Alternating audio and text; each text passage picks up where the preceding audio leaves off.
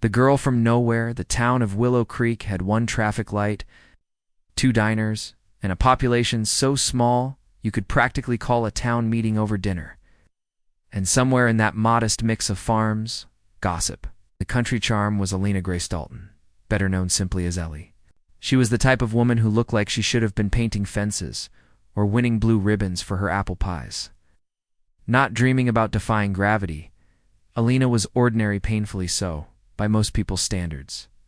She wore flannel shirts until the elbows frayed, had a laugh that cracked like gravel, and carried the faint scent of motor oil from helping her father in the garage. But inside burned a fire so fierce it would make a jet engine blush. Ever since she was 8, Ellie had one dream: flying. Not just tour guide over the Grand Canyon flying. No, she wanted the big wings. The Thunderbirds. Kind of aircraft that broke the sound barrier and maybe a few rules along the way. She remembered the first time she saw one. It was at a local air show. She'd tagged along with her older cousin, who was more interested in flirting with the pilots than watching them perform. Ellie, on the other hand, had her head craned back so long she nearly passed out from the neck strain. But it was worth it, because that's when it happened. The roar, the shriek, the absolute power that tore across the sky. And F-22 Raptor sliced through the clouds like a needle through silk, doing a barrel roll that had the whole crowd gasping and clapping. And right then, Ellie Dalton decided she wasn't just going to fly, she was going to own the sky. Asterisk dreams in small towns are like dandelions, beautiful. When Ellie told her high school guidance counselor she wanted to be a fighter pilot, he chuckled and suggested she look into nursing. Not because she wasn't smart, she was. Or because she wasn't capable, she absolutely was. But because that's not what girls from Willow Creek do. Her father, Henry, however, wasn't like the rest. He looked her dead in the eye, wiped his hands on a greasy rag, and said, "Then you better start lifting, kid. Jets aren't light." Was the closest thing to a hug Henry ever gave. From that day on, Ellie was relentless. She devoured aviation books, stayed up all night studying physics and flight theory, and joined every available online simulator she could find. She even talked a local crop duster into letting her tag along just to feel the wind in her hair. And then, against all odds and thanks to a scholarship, 2 part-time jobs, and more grit than a country gravel road, she applied to Red Ridge Flight Academy, one of the top civilian flight schools that occasionally funneled pilots into elite military programs, and she got in. Asterisk Red Ridge was the kind of place where legacy mattered. Sons and daughters of Navy captains, Air Force generals, and commercial airline pilots strolled around like they were already airborne. They wore aviator sunglasses, even indoors. They quoted Top Gun unironically. They had call signs like Blitz, Icebox, and Rex. And then there was Ellie. Her call sign? Nothing. Because she didn't have one yet. She stepped onto the tarmac in boots too worn for the runway, and a duffel bag that had property of Willow Creek high-scrawled on it. The other cadets took one look at her and dismissed her faster than a bad pre-flight checklist day one. A tall, smug trainee named Chase, callsign Cruz with a Z, because of course sneered, "You here to clean the planes? Or fetch the coffee, cowgirl?" Ellie didn't flinch. "Only thing I fetch is altitude." Cruz blinked. He hadn't expected a comeback. The others laughed, not with her, but at her. That night, Ellie lay on the bottom bunk of her dorm room, staring at the ceiling fan. Her roommate, Sasha, a tight-lipped perfectionist from a military family, hadn't said more than 3 words. But that was okay. Ellie didn't come here to make friends. She came to fly. Asterisk flight school wasn't just hard.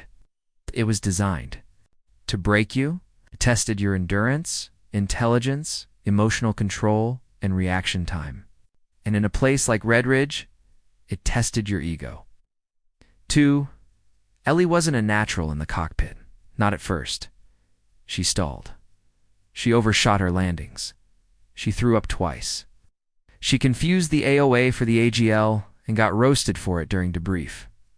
Maybe go back to tractors. One cadet mumbled under his breath. Maybe go back to manners, she fired back. But her voice was shakier than usual. Worse, her instructor, a sharp, unsmiling veteran named L.T. Morgan didn't go easy on her. "You fly like you're apologizing," he barked after one sim session. "Stop asking the plane for permission. You're the pilot. Own it." She nodded, humiliated, then trudged back to her dorm. Sasha was waiting. For once she spoke.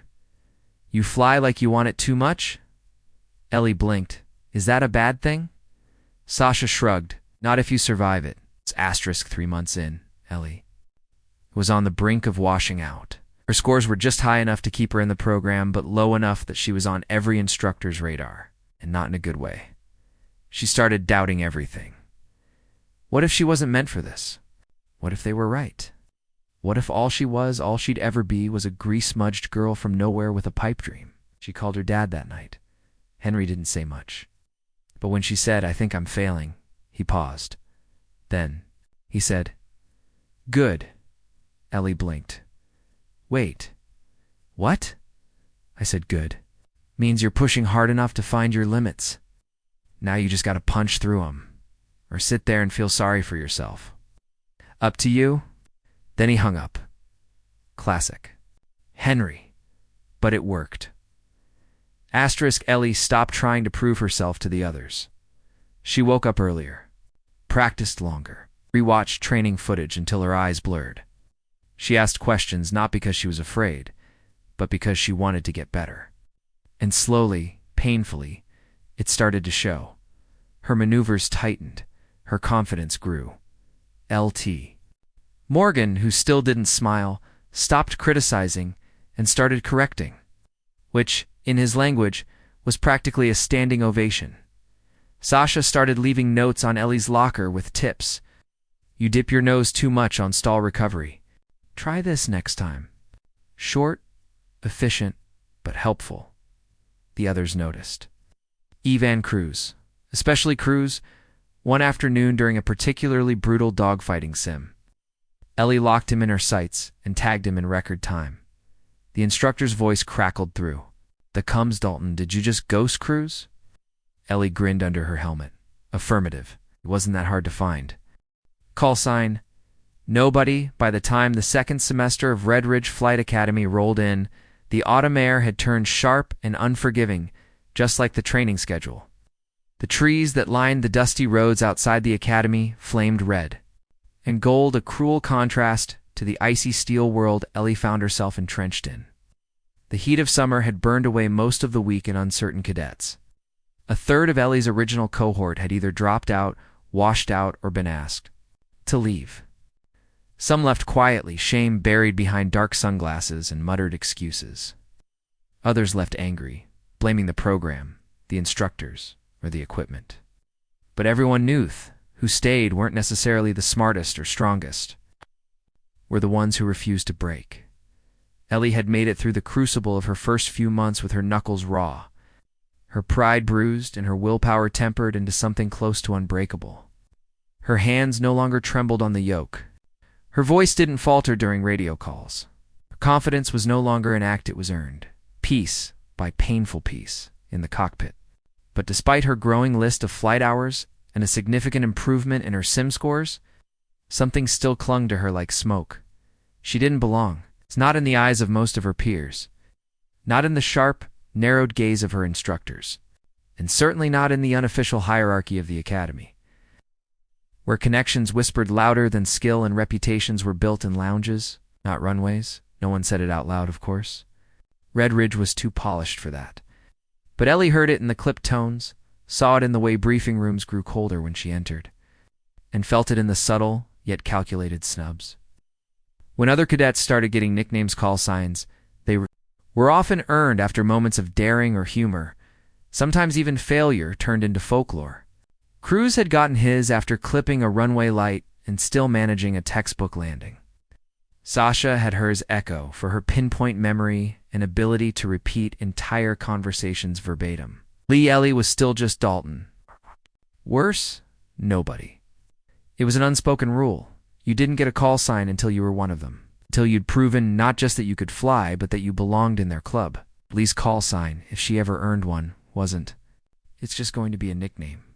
It was going to be a statement, a declaration that she had broken through the invisible ceiling they kept raising above her head.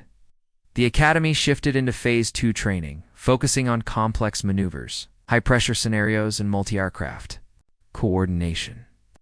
It was the phase where good pilots became great or got left behind. The simulators grew crueler. The real flights became tighter. The instructors became less like teachers and more like wolves, sniffing out the weak, the distracted, the overconfident. It was during this crucible of precision and speed that Ellie faced her most dangerous challenge yet, not in the sky, but in the form of exercise Talon, the Academy's notorious full mission simulation that tested everything from decision-making and tactical coordination to nerves of steel. Ellie's team assignment was a slap in the face before the exercise even began. She was paired with Cruz as her lead and 2 other cadets who barely hid their disdain for her. It wasn't just a tough group. It was practically sabotage. Everyone knew Cruz had a chip on his shoulder ever since Ellie ghosted him in the dogfight sim. He hadn't forgotten, and Ellie suspected, given how team assignments were often influenced by instructors, that someone wanted to see her fail. From the moment the mission began, it was chaos. Cruz issued sloppy commands, ignored Ellie's intel updates, and prioritized aggressive maneuvers that made no tactical sense. Ellie tried to adapt, recalibrate her expectations, and maintain mission integrity, but it was like trying to fly through a hurricane with a blindfold on. At one critical point, she spotted a bogey on the radar-simulated enemy jet, making a direct approach on their flank. She called it out. Twice. Cruz ignored her. Seconds later, their simulated squad was hit. The after-action review was brutal. The instructor, a grizzled ex-Navy pilot known for his unflinching honesty, ripped into the whole team, but saved the sharpest dagger for Ellie. You had the right call, but you weren't loud enough to make them listen. Want to survive in the air? You better figure out how to command attention, even if it means stepping on egos. The humiliation hit harder than a failed barrel roll. Ellie had done everything right technically. Technically didn't matter when perception ruled everything. She went back to her dorm that night, not angry, not even sad, just hollow. Like all the effort, all the study, all the grinding had still left her in the same place. Underestimated. The next morning, she skipped breakfast and went straight to the hangar before sunrise. The tarmac was still wet with dew and a soft fog. Curled around the landing gear like ghosts of past cadets, she sat by one of the trainer jets in silence. That's when Sasha appeared, holding 2 cups of instant coffee. I saw the review, she said, offering Ellie a cup. They torched Cruz too. If it makes you feel better, it doesn't. Didn't think it would. Sasha sat beside her. You know, I've seen people drop out for less. You're still here? That says something. It says I'm stubborn, Ellie replied, voice flat. It says you're a pilot. It's the words hung in the cold air between them. Simple. Solid. Sasha didn't offer sympathy. She offered recognition, and somehow that meant more. Days passed. Training intensified. Ellie started practicing in secret running sims in the dead of night, doing extra physical training at dawn, even timing herself on maintenance checks so she could be faster during flight prep. She became obsessed not just with flying, but with mastery. If they were going to keep her out of the club, she'd become so good they'd have to tear down the walls just to keep her out. The breakthrough came. Unexpectedly. During a high-stress formation flight exercise, one of the jets in the 4-person diamond formation suddenly malfunctioned midair. The pilot, a cocky but inexperienced cadet named Niles, panicked and began spiraling into an unsafe descent. The formation was ordered to break and return to base standard procedure. But Ellie, flying in the wing position, saw what was happening.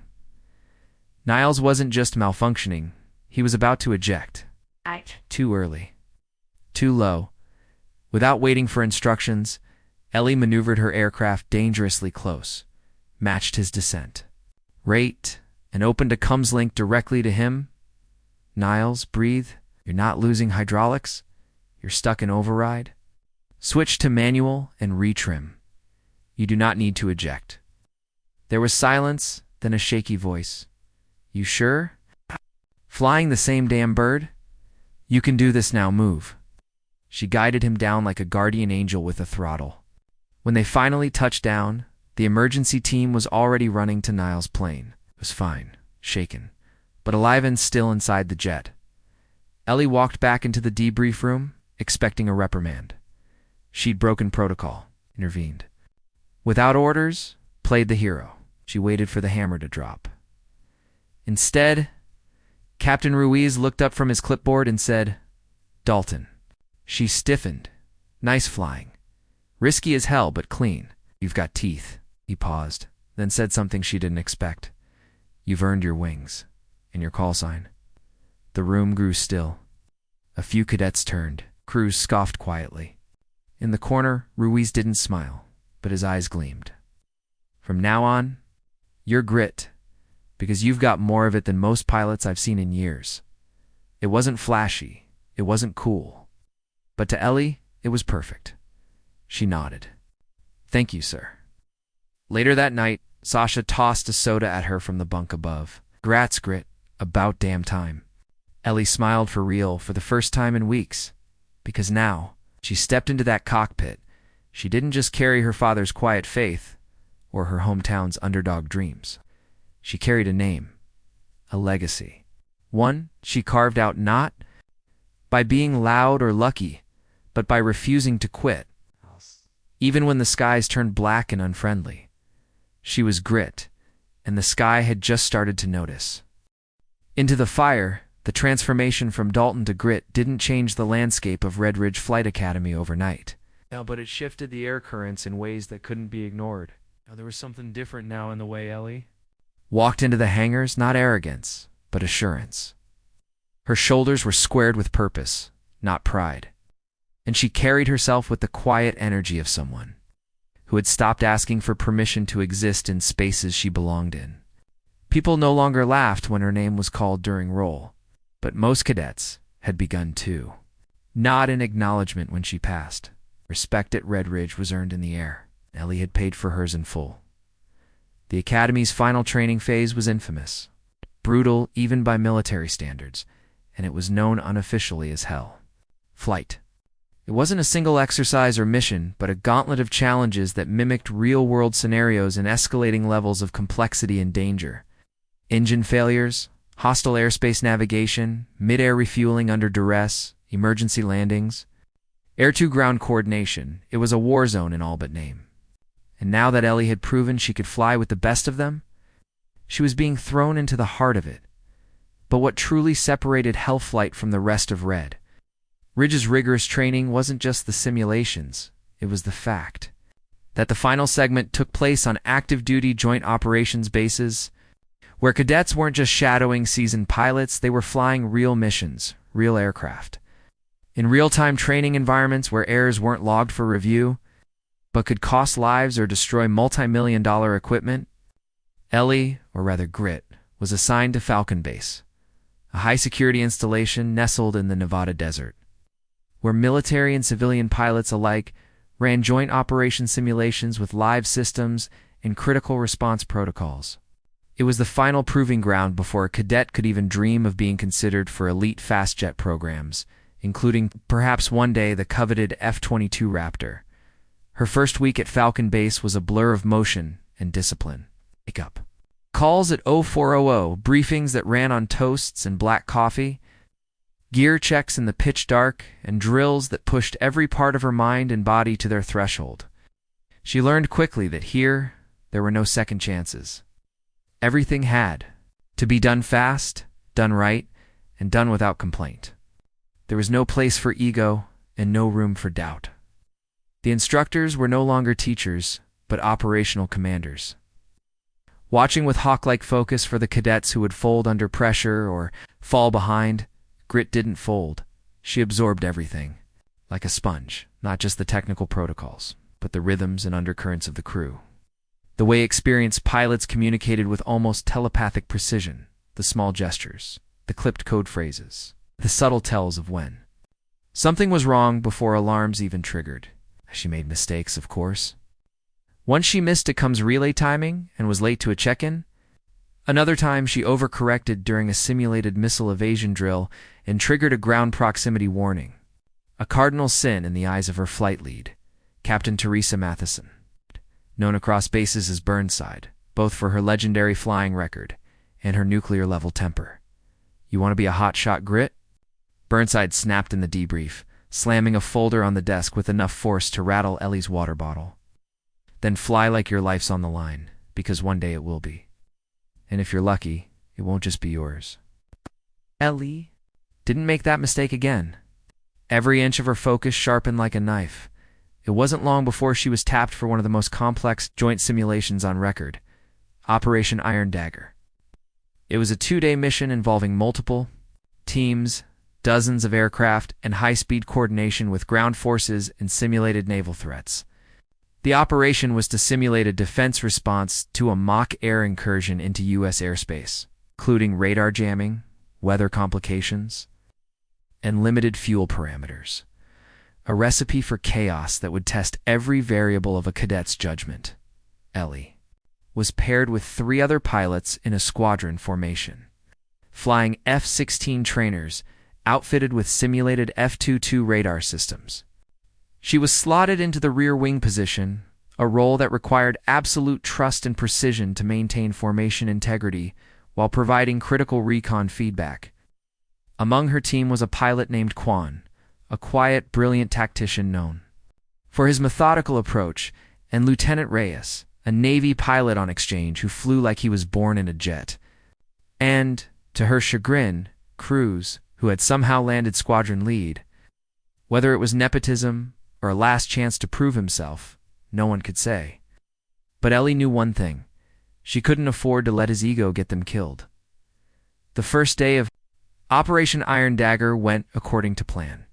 The squadron executed a textbook evasive maneuver to dodge a simulated barrage of incoming fire. And Ellie's recon data helped identify a hidden radar nest that allowed the ground team to neutralize it before it could disrupt the mission. Burnside's voice crackled through the coms at the end. Unpredictable thermal pockets and a massive storm, front rolling in from the west that distorted radar returns and made visibility almost non-existent above 20,000 feet. Command debated delaying the final leg of the exercise, but ultimately gave the go-ahead. "It's closer to the real world now," Burnside had said flatly. "No insurgent waits for blue skies." Halfway through the flight path, the squad encountered unexpected turbulence. It's not minor, not something you just adjust trim for, but a massive, rolling bank of wind shear that slammed into their formation like a steel fist.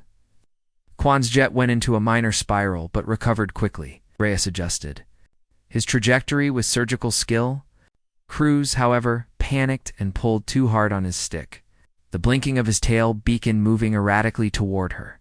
In that split second, her instincts roared louder than the storm. She threw her jet into a dive, skimming the edge of control, as Cruz's jet whooshed over her canopy, missing her by just feet. The dive sent her below radar elevation and into the dense fog. Her instruments went haywire, her comms glitched. Blind in a metal coffin at 800 miles per hour, most cadets would have ejected. Most pilots would have choked. But Ellie Grit, didn't she flip to manual override? Cut her afterburners to avoid flame out. Not just the numbers, not just the gauges, but the feel, the rhythm, the knowledge of how a jet should move.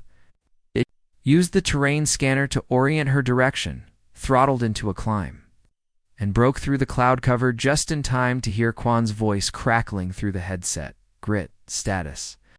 "I'm still flying," she replied, calm and clear. Her heart was thundering, but her voice didn't waver. She regained formation within 3 minutes, her jet battered but intact. The rest of the mission went on, tight-lipped and focused, and when they returned to Falcon Base, there were no congratulations, no applause. Cruz's miscalculation nearly led to a mid-air collision, and that Ellie's maneuver averted a potential multi-aircraft failure under extreme conditions. Burnside didn't chew her out in the debrief this time. She just stared at Ellie for a long moment, then said, "Some people fly because they're told to. You fly because you know how not to fall. That's rare." Night, Ellie sat alone under the stars outside the hangar. She didn't feel proud. She didn't feel heroic. She felt something deeper, the weight of reality. This was no longer about proving she belonged. It was about understanding what it meant to carry the lives of others in your hands, to dance with the razor's edge and not blink. Anymore, this was the beginning of something far bigger. Ghost in the Sky Falcon Base was no longer just a proving ground. It had become something else for Ellie Dalton. Something darker and heavier. The Nevada sun blazed down during the day, scorching the steel of the hangars and baking the air into a mirage of shimmering heat. But inside the base, it felt cold. Not physically, the temperature inside was strictly regulated, but emotionally. The kind of cold that settled in your bones after you realized the game had changed. That this wasn't about passing tests or earning patches anymore. This was about survival, about reputation. About how a single moment could write your entire legacy in ink, no amount of sweat or apology could erase. And after the near mid-air collision during Operation Iron Dagger, that pressure had only intensified. The incident report had been filed. Cruz's name was officially listed as the one who initiated the faulty maneuver. And Ellie's actions were noted with the clinical detachment of a safety log averted multi-craft incident via rapid manual evasion. There were no medals, no interviews, no backpats in the mess hall. Just a cold nod from Burnside, a stiffer-than-usual handshake from Quan, and a begrudging silence from Cruz, who hadn't spoken a word to Ellie since the debrief. But she felt their eyes on her. All of them. The pilots, the commanders, the maintenance crews, everyone. They didn't look at her with skepticism anymore, but not quite admiration either. It was something else, something more primal. They looked at her like she had become unpredictable. Like she had crossed into a different category, no longer the underdog they underestimated, but the kind of pilot they couldn't fit into a box. Someone who had tasted the edge and kept flying. A week later, that shift became impossible too. Ellie was pulled into a closed-door meeting with Colonel Bryson, the commanding officer of Falcon Base. He was an imposing man, not because of his size, but because of the way he could say 5 words and make them weigh like 500. She stood at attention, spine stiff, sweat trickling down the back of her neck despite the cool air inside the office. "Dalton," said without looking up from the thick folder on his desk. "You ever heard of Project Revenant?" Ellie blinked. "No, sir. You wouldn't have classified." He finally looked up, his steely eyes narrowing with interest. "But someone up the chain saw your handling during Iron Dagger, and they're curious." She didn't speak. She didn't have to. Her stomach was already flipping. Colonel Bryson closed the folder, tapped it twice, and leaned forward. "How would you feel about test piloting an F-22 under blackout parameters? No simulation, no instructors in the second seat. It's just you, the bird, and mission conditions." For a second, her throat locked.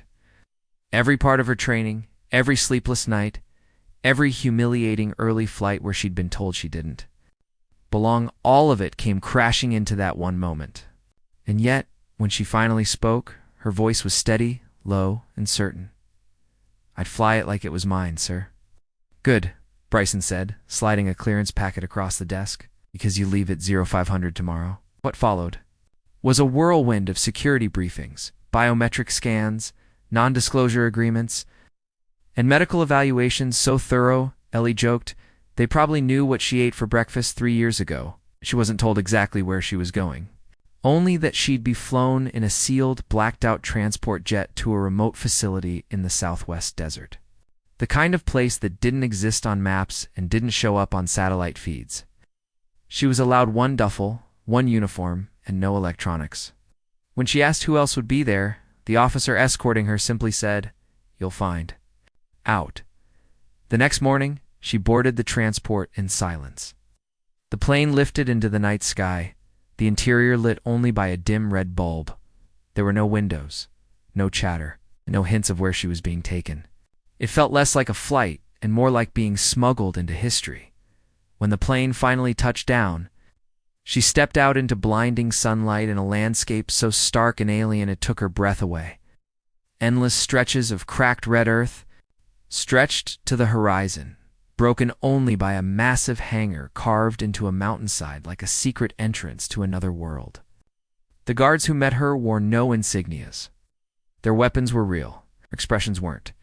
The facility was known only as Dagger Point, and inside it waited a machine she had dreamed of since she was a little girl lying in the back of her father's pickup, staring at the sky, the F-22 Raptor, seeing it up close, not at an air show, not in a textbook, not in a sim, but here, in person, with its shark-like body, its stealth angles, its matte gray skin drinking in the sun. Like a creature born from shadows, it was almost spiritual. The Raptor wasn't just a jet. It was an apex predator, a ghost wrapped in thunder, and it was hers. For a day. But there was no ceremony, no champagne or ribbon cutting.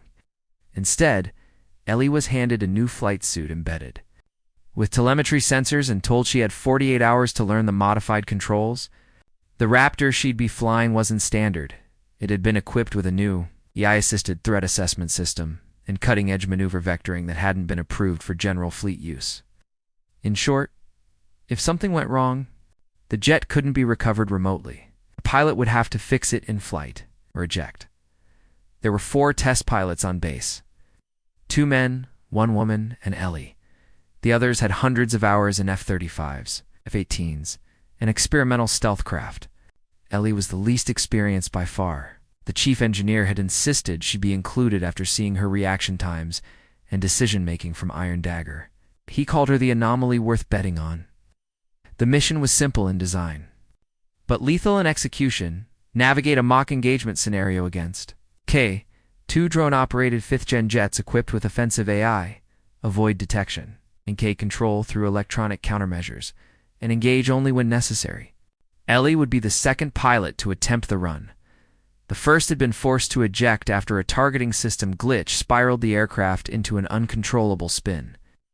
He survived, but his Raptor didn't. Standing on the runway, helmet under. Her arm, Ellie stared up at the sleek, lethal machine before her. Her heart was racing, but her hands didn't shake. Somewhere deep in her bones, she knew this was it. This wasn't about revenge on her critics or even proving she belonged anymore. This was about touching the edge of something sacred, flying not just as a pilot, but as a symbol of everything a human being could be when fear bowed to purpose. The jet powered up with a deep, spine-vibrating hum.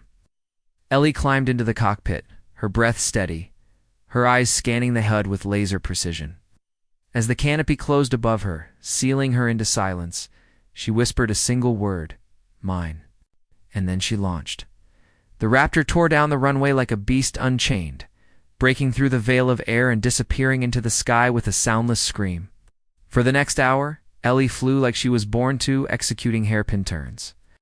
At Mach 1.8, evading missile locks with vector thrust maneuvers so tight they nearly blacked her out. The drones came hard, moving with inhuman precision, but she danced between them, tricking their sensors, disrupting their formations. Finally, with a clean sweep of her targeting system, she nailed one with a simulated kill shot, then vanished into a canyon at 400 feet, hugging the earth like a shadow. When she landed, the base was silent. The engineers watched their monitors like priests at an altar. And when the canopy lifted and Ellie stepped down, sweat-soaked and grinning. Through the exhaustion, the base commander finally said it. She just ghosted to AI Raptor solo. No assist, no override. A quiet chuckle rippled through the room. Burnside's voice came through on the comm. She had watched the entire thing. From a command screen back at Falcon. "Told you," she said. She doesn't fall. The sky watches now. The sky above the Mojave seemed quieter after the test flight, as if even the clouds had stopped to absorb what had happened. Ellie Dalton Grit had not only survived a live-fire simulation inside the most sophisticated aircraft on the planet, but she had humiliated its limitations, outmaneuvering AI systems engineered to predict and counter every move before a pilot could even make it. She hadn't just piloted the F-22, she'd tamed it. It had responded to her like something alive, as if the jet understood she was not just a passenger, but an extension of its own mechanics. Nerves of carbon and steel mirrored by a heart that beat with unfaltering resolve. But in the world of top-tier aviation, where secrets and egos travel faster than sound, you don't do something like that without triggering shockwaves. Word traveled fast, faster than protocol liked.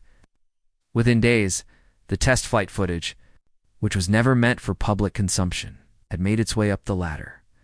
Generals, Pentagon strategists, aerospace executives, eyes that rarely blinked turned to her flight log, and voices that usually spoke in boardrooms began whispering about her. There were meetings behind closed doors, requests for data, sudden classified briefings in places where black coffee and sharp suits decided the futures of entire squadrons. No names were spoken aloud, but one phrase kept surfacing: the pilot from Dogger Point. Ellie wasn't privy to those discussions. She didn't need to be. She could feel it in the change of air around her, subtle at first, like how the tone of radio chatter would shift when she signed in, or the way base personnel stood a little straighter when she passed. Her name was becoming known not as gossip but as possibility. She had gone from the girl who got lucky to the pilot who might be different, and in the rigid, stifling world of elite aviation, that alone made her dangerous. Not just because she could fly, but because she represented a question the establishment didn't want to answer. What if the system had overlooked someone extraordinary? And then, as if the universe had decided it was time to kick down the last door, an invitation arrived that shattered everything Ellie had just returned from a low altitude, recon flight when Burnside intercepted her at the hangar. There was no smirk this time, no fire in the eyes, just a look Ellie had never seen on her face before. Respect, yes, but also something else. Caution. Almost. Worry. Grit, she said, handing over a crisp manila folder. You're going to D.C. Ellie's brow furrowed. D.C., the Pentagon. They want you at the Global Aerospace Symposium. Next week you'll be flying. I'm flying in D.C.? No, Burnside said flatly. You'll be flying over D.C. As Ellie read through the documents, her pulse quickened. The Global Aerospace Symposium was the most watched air demonstration event in the world. A blend of military diplomacy, defense contracts, and political theater wrapped in jet fuel and bravado. Heads of state attended, media from over 50 countries covered it. And this year, for the first time ever, the event's finale would feature a solo flight of the F-22 Raptor, and not just any Raptor, but the one Ellie had flown at Dogger Point. She wasn't being asked to test anymore. She was being put on display. The revelation hit her like G-forces at takeoff. This wasn't just about flight skill now. This was about perception, image, narrative. She was about to be put in the middle of a symbolic firestorm, a woman from nowhere, without pedigree or connections, now headlining an event that had historically been reserved for career officers with long-standing bloodlines in the military elite, lit somewhere deep inside. She knew not everyone would applaud. She spent the next 7 days in a blur of preparation. Simulators, mock formations, classified briefings on the route, optics consultants coaching her on how to carry presence in front of global dignitaries. There was even a quick tailoring of her uniform, 4 photos, as one aide chirped. But none of that touched her core. Ellie didn't care about the spotlight. She cared about the flight, the feel of that jet beneath her, the roar of the engine, the rush of the sky.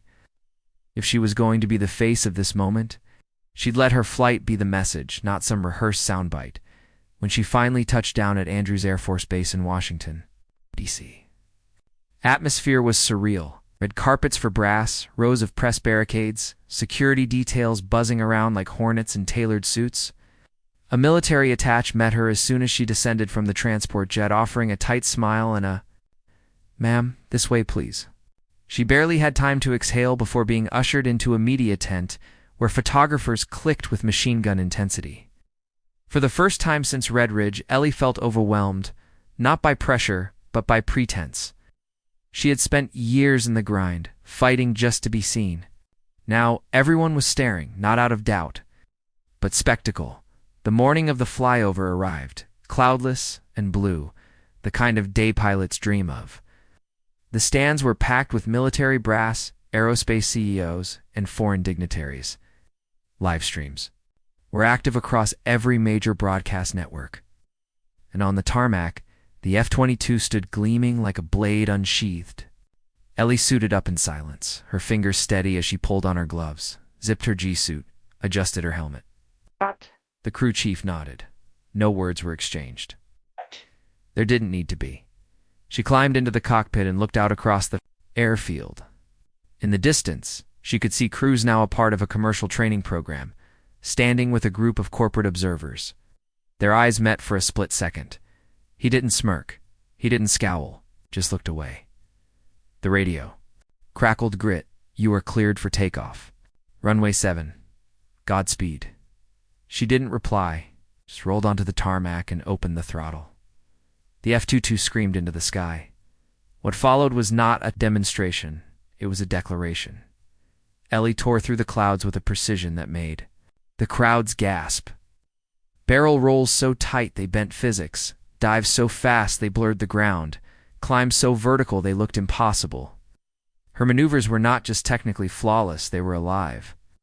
Each turn, each motion, had rhythm, had power, had story. She wove the air into poetry, painting arcs across the sky with a machine designed for war, but now performing like art. And then, the finale.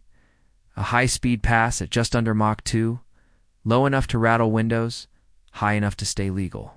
Followed by a full vertical climb that vanished into the sun before she cut the afterburners and let gravity reclaim her.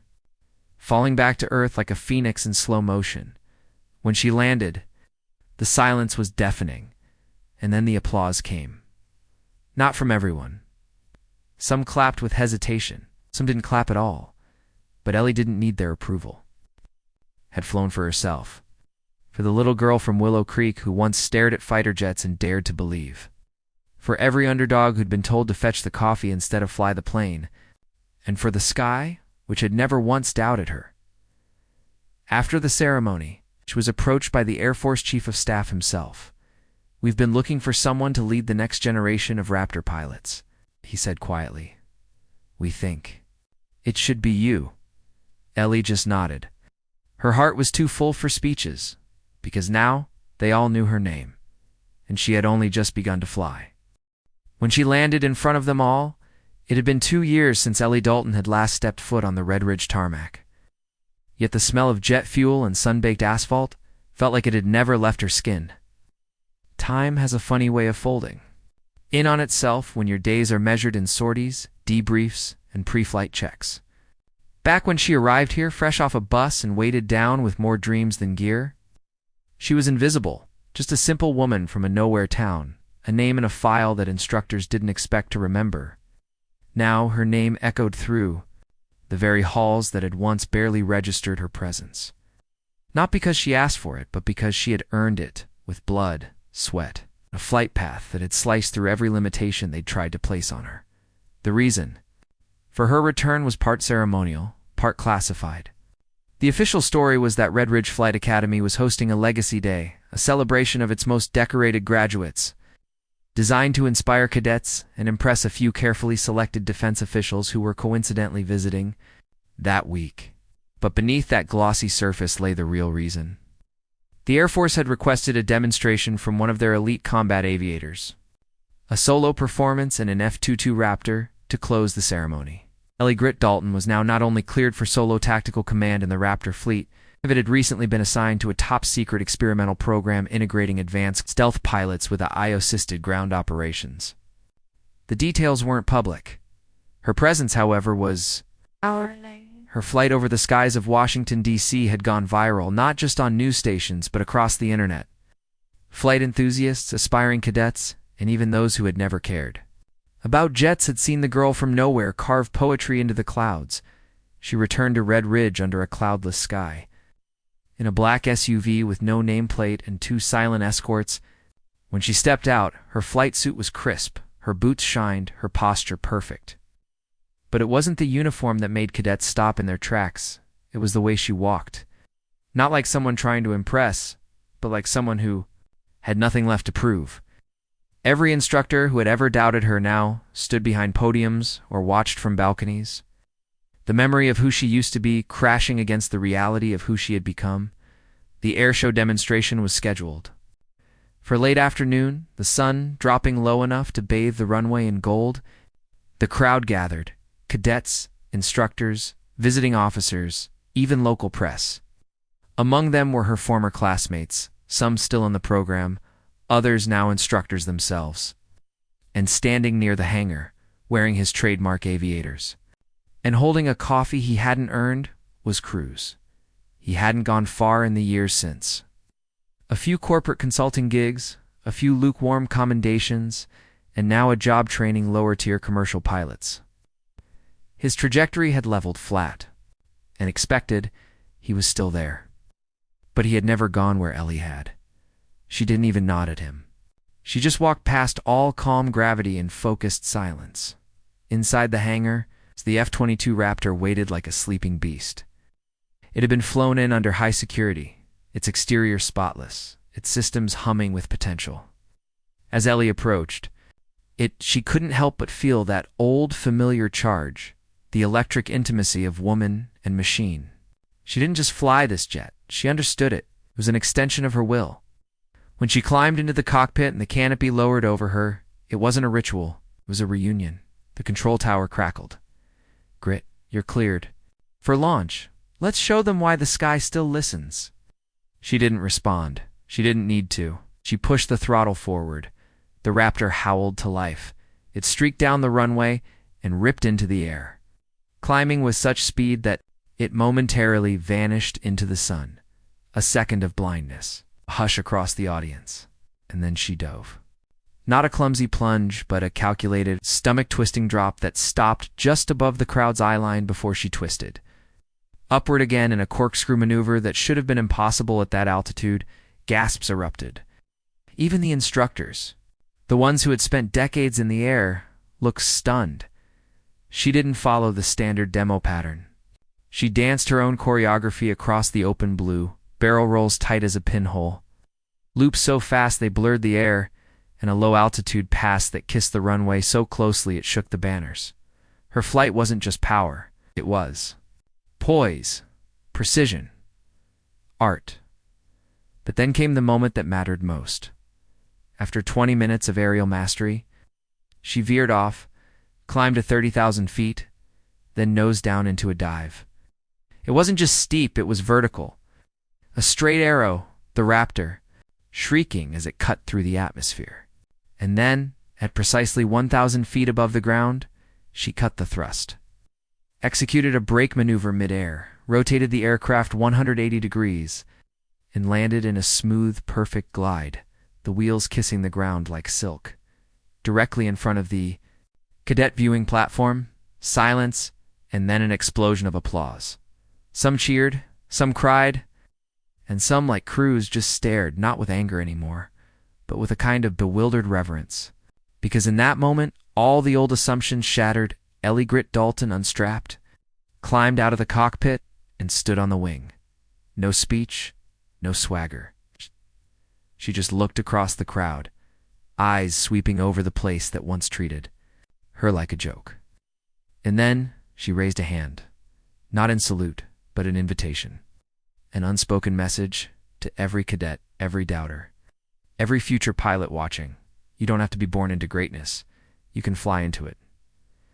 Later that evening, as the crowd cleared and the golden hour faded, Ellie walked the quiet tarmac alone. The jet was silent now. The voices had faded. But behind her, somewhere in the shadows, near the edge of the hangar, stood a group of young cadets, watching her like she once watched the skies as a girl. One of them finally called out, nervous but bold, "Ma'am, what made you keep going?" Ellie paused, turned, and for a second her face softened. "Because I didn't come here to be allowed," she said. "I came here to fly." Then she turned back to the horizon where the last traces of sunlight met the open sky, and walked toward whatever came next, because the sky had never been her limit. It had always been her beginning, the end.